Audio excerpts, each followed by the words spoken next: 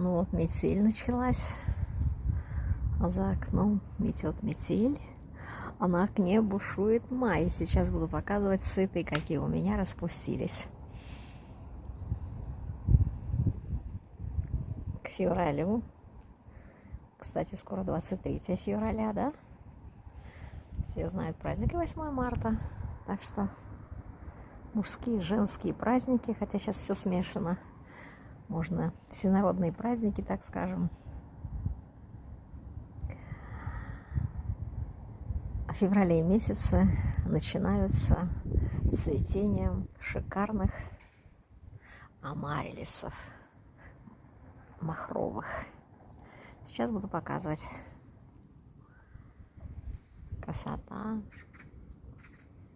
Давай снежок побольше, а то столько льда, столько льда. Надо прикрыть его, чтобы ходить можно было. Посильнее, посильнее мети.